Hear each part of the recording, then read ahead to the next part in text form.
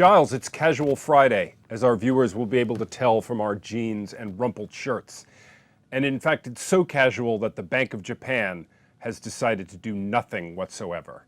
Is there anything to be taken away from all this casualness? Rob, your interpretation of nothing is slightly different from mine, because what the Bank of Japan decides to do nowadays is buy 80 trillion yen worth of bonds every year, which is, what, about a fifth of GDP? So that's what it decided to do last Halloween, scared the hell out of the markets. Right. And it's deciding right now just to stick. It's not twisting, but it's not folding either. It's doing the same thing again. Now, Yeah.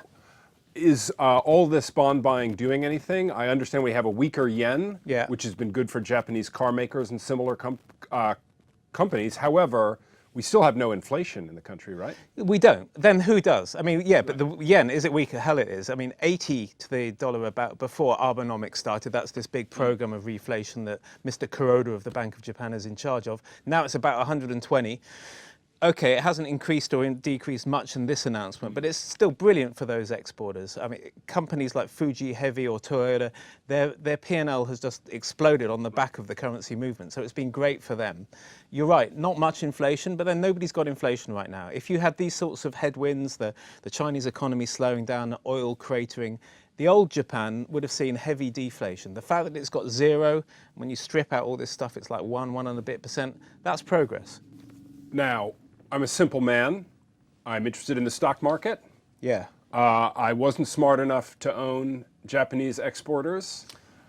Who do I own now in Japan? They've had their run. I mean, who knows how much longer it could go on for, but companies like those I mentioned, Fuji Heavy, they're up 600-700%. Yeah, and it's a step function for them. They get the benefit of the currency once, exactly. And it's over. Yeah, right? exactly. So they might carry on benefiting from this, but no, they'd need some other source of growth to get a big kick up then. You need to look towards Japanese domestic-focused companies.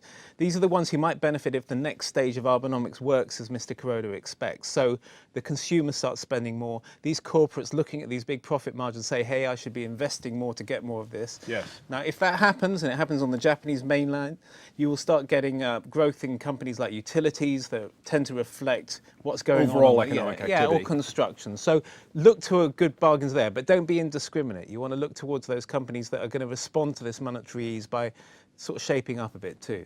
Giles, thanks. Thank you.